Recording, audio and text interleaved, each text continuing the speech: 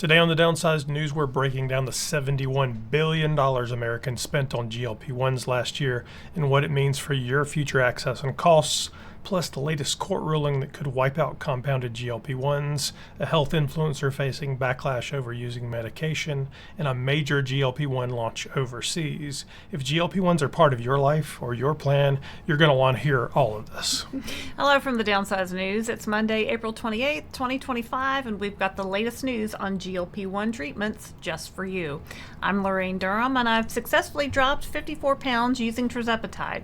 And I'm Christopher Durham, and I've lost 103 pounds with the help of GLP-1s. Today we're diving deep into the latest news on GLP-1s, from Mounjaro and Zepbound to Wegovy, Ozempic, tirzepatide, semaglutide, and whatever else is coming along. Before we get started, a quick reminder that we are not doctors. While we're passionate about GLP-1s and fighting the disease of obesity, it's essential to consult with a qualified healthcare professional before beginning any new medication or treatment. Also, please don't forget to hit the like button, subscribe to our channel, and ring the notification bell so you never miss an update. Stick around for all the updates and how they impact the world of GLP-1s. Story number one, Americans spent a jaw-dropping $71.7 billion on GLP-1 medications last year. That's up a stunning 500% in just 5 years, according to new research from JAMA Network Open. You probably know these drugs because you probably use them because you're watching our channel, but they're called Ozempic, Wegovy, Mounjaro, Saxenda, Rybelsus, and Trulicity. They're changing millions of lives by helping treat obesity and diabetes, but the costs are rising fast. From 2018 to 2023, annual spending on GLP-1 soared from $13.7 billion to nearly $72 billion. The largest spike happened between 2022 and 2023, jumping 62% in just 1 year. The clear leader was Ozempic. Spending on Ozempic alone skyrocketed from just $400 million 5 years ago to a massive $26.4 billion in 2023. Other popular drugs like Wegovy, which of course is also the same medication as Ozempic, and Mounjaro, or tirzepatide, also fueled this surge. By last year, semaglutide-based medications Ozempic, Wegovy, and Rybelsus, alongside tirzepatide-based Mounjaro and Zepbound, made up 70% of all GLP-1 spending in the United States. Interestingly, even though those medications have become essential in treating obesity, nearly 90% of the spending was still on drugs specifically approved for diabetes. Medications approved solely for weight loss, like Wegovy and Zepbound, represented about 11% of the total spending. This study didn't include compounding pharmacies or discounts manufacturers might offer, so actual spending might be slightly lower. But even accounting for discounts, this rapid increase highlights the enormous demand for GLP-1 treatments. Experts say the growth isn't just because of higher prices, it's also driven by new products entering the market since 2021, like Mounjaro or Zepbound for the treatment of obesity, and Wegovy. They caution that more research is necessary to fully understand what's driving patient demand and how insurers and healthcare providers will handle the soaring costs. With spending trends continuing upward, it's clear that GLP-1s aren't going anywhere. They're becoming a powerful tool in the fight against obesity, transforming lives, but also reshaping healthcare budgets nationwide. It's a lot of money. So the note that's not there is obviously Zepbound debuted much later than Ozempic, Wegovy. They've been out significantly longer, so it's not a surprise that they're in that 2022 to 2023 time frame. Zepbound debuted, right, in 2023. Late 2023. I also was listening to a podcast today that estimated Eli Lilly is making $35 billion a year on Zepbound and Mounjaro. Okay, it's huge. Billion per year. Also, compounding pharmacies aren't really included in those totals because they're not reported in the same way that pharmacies like CVS and Walgreens report their sales. And story number two, last week Novo Nordisk scored a big win in court against compounding pharmacies. On April 24th, 2025, last week, U.S. District Court Judge Mark Pittman of the Northern District of Texas ruled that pharmacies must stop making their own versions of Wegovy and Ozempic. The case, officially called Outsourcing Facility Association versus FDA, challenged the FDA's determination that shortages of Wegovy and Ozempic had ended. But Judge Pittman rejected the compounder's arguments and left the FDA's decision in place. This means compounded versions of these GLP-1 medications must stop soon. Traditional compounding pharmacies, known as 503A, are required to stop making them immediately. These pharmacies prepare custom medications for individual patients and are mainly regulated by state pharmacy boards. Larger operations, called 503B outsourcing facilities, have a little more time. These facilities make medications in bulk and are directly regulated by the FDA.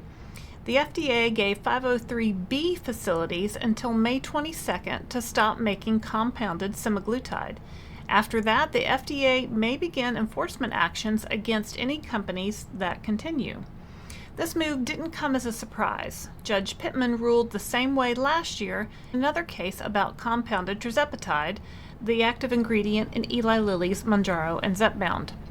Novo Nordisk celebrated the court's decision. The company said the FDA's shortage determination was based on its review of Novo's stable and growing supply of these important FDA-approved medicines. Steve Benz, corporate vice president and U.S. general counsel for Novo, said, "We are pleased the court has rejected the compounder's attempt to undermine the FDA's decision that the shortage of Wegovy and Ozempic was resolved." The Outsourcing Facilities Association, which represents 503B compounders, disagrees. Chairman Lee Rosebush said they presented new evidence showing shortages continue, but Judge Pittman chose not to consider it. Rosebush said they still believe a shortage remains and they are weighing next steps. For the past 2 years, surging demand for GLP-1 medications outstripped supply, opening the door for compounders. But both Novo Nordisk and Eli Lilly have been investing heavily in manufacturing. While some new production facilities aren't fully up and running yet, both companies have boosted supply enough for the FDA to lift the shortage declarations. The FDA ended the tirzepatide shortage in December 2024. It ended the semaglutide shortage in February 2025. At the same time, the drug makers are launching direct-to-patient options to compete with compounders. Lilly introduced Lilly Direct last year, and Novo Nordisk recently launched NovoCare to ship Wegovy directly to eligible patients. While the fight over compounded GLP-1s is far from over, this was not a good moment for compounders. There will inevitably be more court cases and more legal battles ahead. But the future of compounded GLP-1s at scale remains very much at risk. So it all gets confusing because the parties in this case are the same exact parties in the tirzepatide case. So there are two legal cases happening at the same time. The OFA versus the FDA about tirzepatide, and it's in the same exact court with the same exact judge. The same exact judge. And there's a second legal case, the OFA versus the FDA, about semaglutide. Right. This whole story is about semaglutide, which is Ozempic and Wegovy. Ozempic and Wegovy. So it is confirmed now via this court case that the Ozempic and Wegovy shortage is over. Well, he chose not to do the preliminary injunction, effectively ending it. Yeah. But the judge said, I agree with the FDA's decision that there is no shortage of Wegovy and Ozempic. Yeah, and basically. In effect, there's no shortage. So when there's no shortage, it gets a little trickier for compounding pharmacies to make compounded medication. Right. 503B pharmacies will have to stop because the only reason they can do it is in a shortage. 503A pharmacies continue. There are some that have just folded up and taken their ball and gone home. Right. Others that continue to say we can work within FDA regulations by doing different doses, by adding niacinamide, different ingredients, and doing personalized dosing. Obviously, Eli Lilly and I'm sure Novo Nordisk both disagree with this, which is where more court cases come in, right? The challenge of all of this, and there are adamant opinions this is going to work, there are adamant opinions that they're not going to be allowed to do it. There's no precedent legally on how this is going to work out, and the original regulations were not written with the notion that a compounding pharmacy would ever need to fill tens of thousands, hundreds of thousands of prescriptions for drug. It always assumed you were doing it for your daughter, right, who was had allergic to red dye number 5. So we don't know. I mean, but that's where we are today, right? So today, compounded tirzepatide and compounded semaglutide is a huge business. It's a huge business. Yes. We don't even really know how big it is because those numbers aren't really reported in the same way as sales of Wegovy and Zepbound are reported. There are some numbers floating around, but they're not reported in the same way. Yeah. So we don't know how this is going to come out. We know there will be more legal cases for this one if it follows the same pattern as the tirzepatide case. So Lilly is out there suing telehealth, compounders, med spas, the whole 9 yards. I would assume Novo will do the same thing. And if Eli Lilly is making $35 billion a year, Novo's making more. Novo's making the same, if not more. These people, based on the last story, Novo's making more. Yeah, Novo. I mean, big pharma. These two companies are the definition of big pharma, and they have enough money to really litigate this and have. So continue to call for affordability and accessibility and transparency across the board, every step of the supply chain, every step, from doctor to drugstore to manufacturer to compounder to whoever, everybody. Well, what's sad is that maybe it's still in shortage, maybe it's not. But if they were to lower their price to $200 a month, it would go back in shortage again because everybody in America would want to buy it and no one would be able to keep it in stock. I mean, we have trouble finding stock in stores now. So imagine if the 74% of America who have overweight or obesity decided to go on Wegovy or Zepbound, you'd never find it. So it continues to be a huge conversation and there's no answer right now. No answer right now. Story number 3, another Novo Nordisk story. So Novo Nordisk's popular GLP-1 medication Wegovy has arrived in Thailand. Step into Southeast Asia, the injectable weight loss drug which gained global attention since launching in 2021 is now available through private hospitals across Thailand. Public hospitals will soon follow, according to Novo's local executive Enrique Canal Bruland. How much does it cost? They don't tell us, so we don't know. Thailand faces significant health challenges related to obesity. Nearly 16% of adult women and over 9% of adult men are living with obesity, so nowhere near as high as the U.S. Not nearly. These numbers are higher than the regional average, signaling a growing health crisis. Diabetes is also a concern, affecting nearly 10% of both adult men and women in Thailand. Novo Nordisk sees Wegovy as part of the solution. Over the past 4 years, they've invested around 500 million Thai baht, which is like the dollar in Thailand, in clinical trials within the country. Novo's diabetes drug Ozempic, containing the same ingredient, is already widely used in Thailand.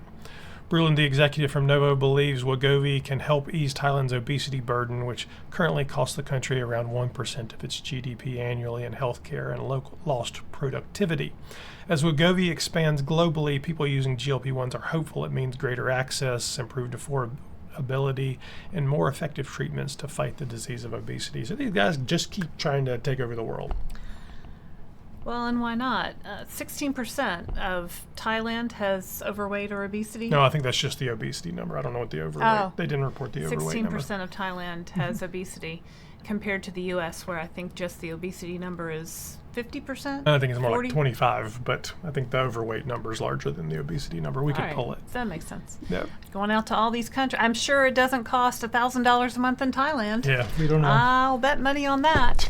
In story number 4, health influencer Janelle Roner is facing a wave of backlash after sharing she's been using a GLP-1 medication to help with her weight loss.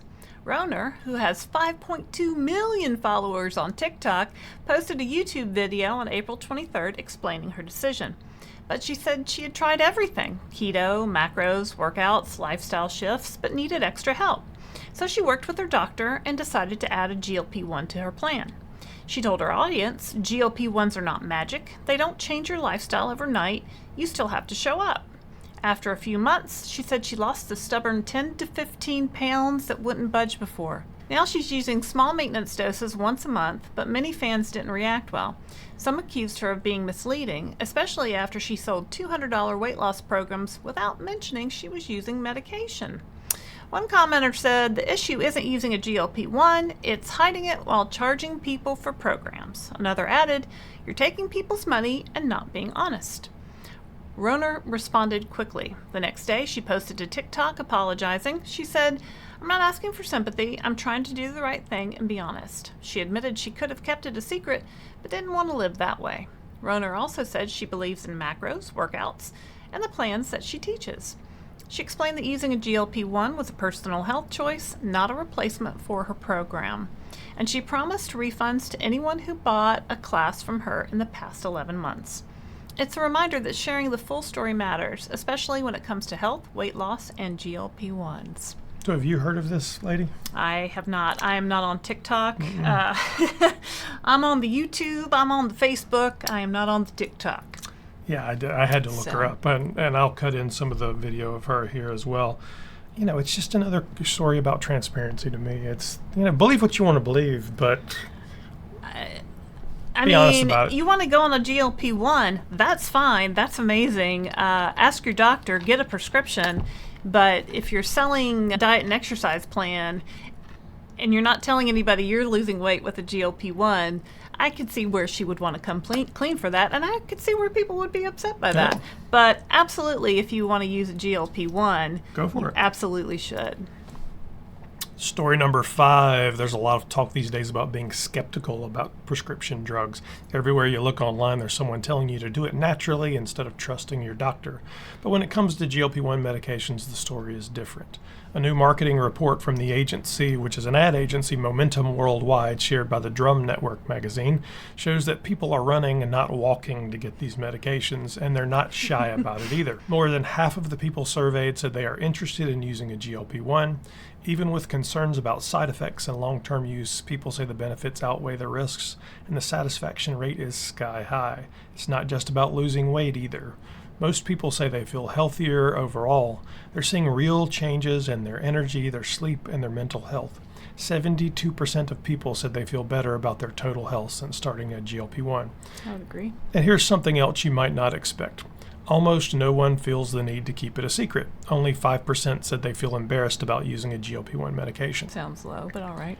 People are proud to be taking control of their health. They're willing to fight through high costs, insurance headaches, and long waits to get their prescriptions. Some are using telehealth. Some are finding savings programs to help with the cost. It's also interesting to see big advertising and branding agencies jump into the conversation now. Momentum Worldwide, who did this study, is already talking about how GLP-1 medications are reshaping consumer behavior and how brands and retailers are going to have to adjust. It's not really a surprise. The bottom line is GLPs are not a trend. They're changing the way people think about treating obesity and improving their health. And from the looks of it, the GLP-1 wave is only getting bigger. Here comes the tidal wave. Yeah, here comes the tidal wave. Get ready, y'all, because everyone is going to know somebody on a GLP-1 pretty soon. That's right. Everybody. They probably already do, honestly. You probably don't. Yeah, well, and when they say 5%, only 5% are keeping it a secret, that sounds low to me, just based on the number of people that we've talked to that aren't comfortable sharing the information yet. Of course, we're comfortable sharing it, so comfortable that we started a YouTube channel. That's right. To tell people about GLP-1s. In story number 6, a new study from Rutgers University has uncovered something interesting. It shows how feelings about body image influence interest in GLP-1 medications. Researchers asked 225 college students about their bodies and weight loss goals. They wanted to see who was most interested in trying GLP-1 drugs to lose weight. They found students who felt ashamed about their bodies or worried more about their weight were more likely to consider GLP-1s. Those with higher BMIs or past struggles with unhealthy dieting were especially interested. They even seemed willing to accept side effects like nausea or stomach issues. On the other hand, students with a strong appreciation for their bodies were less interested. Their positive outlook made them less likely to seek out GLP-1 medications despite hearing about their benefits. One important note, these findings are just correlations. That means feeling unhappy with your body doesn't necessarily cause you to choose GLP-1 medications, but it highlights the strong connection between body image and medication choices. The researchers also worry that people at risk of eating disorders might face more harm than good if they turn to GLP-1s. They suggest healthcare providers screen carefully before prescribing. The study helps us understand the deeper reasons why people consider GLP-1 medications. It might also encourage us all to think more about how body positivity can shape our health choices. I mean, I've been on a diet since I was 10 years old, right? I have a horrible self-image. I have terrible body. I have no body. I've never had body positivity. Of course I'm going to want to take a GLP-1 medication. If these college kids grew up like that, of course they would want to take a GLP-1 medication. People that are strong and fit and healthy, why would they want to take a GLP-1 medication? Well, you've got a couple of questions. Or you've got a sort of a chicken or an egg thing, right? Right. Yeah. Which came first? Who knows? You've also got no conversation around any medical issues in this. It's really about how do you feel question. Yeah. Which is fine. Researchers ask about a lot of things. They throw in some mention of eating disorders. We know Zepbound works for binge eating, works for binge drinking. It's just interesting. Why body... Yeah. Well, in general, I encourage all research out there on these. So the more we know about it, the better we are. Is this one necessary? Yeah, it's no surprise for sure. I mean, this is correlation and not necessarily causation, correct. Right? Yep. All right. Story number 7, Novo Nordisk settles a patent fight over Ozempic. So last week, Novo Nordisk reached a settlement in its legal battle over Ozempic and Wegovy. The Danish company had been fighting with Mylan Pharmaceuticals and its partner Natco Pharma. The case was before the Patent Trial and Appeal Board in the United States. Mylan had challenged one of Novo's patents, hoping to sell a generic version of Ozempic, but now the fight is over. Mylan and Novo have settled, and the board was notified. At the same time, Novo also settled a separate lawsuit in Delaware federal court. That case was about Mylan's plan to launch a generic Ozempic in the United States.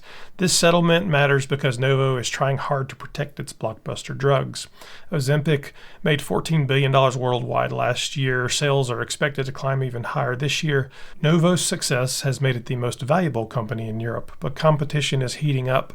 Eli Lilly, Zepbound, and Mounjaro are gaining ground fast. They've been aggressive about protecting their brand.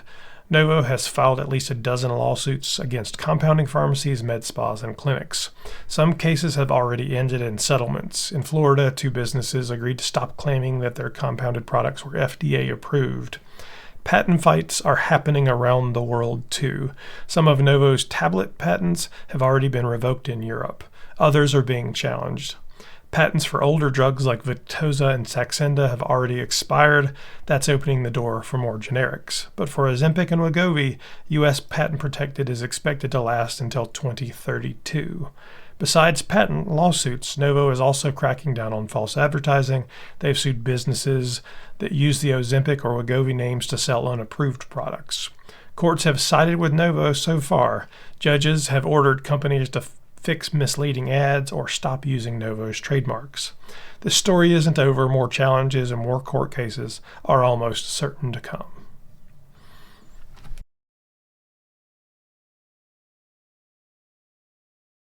And that's the latest from the Downsized News. We hope you found today's insights helpful as you navigate your GLP-1 adventure. And while you're here, don't forget to check out our Downsized store at thedownsized.org. We will find GLP-1 companion products and more to support your adventure. Before we sign off, if you've enjoyed following the adventure Laraine and I are on and want to stay updated with real stories, insights, and tips about GLP-1 medications, please like this video and subscribe to our channel. Be sure to hit the notification bell so you never miss our latest updates and live streams.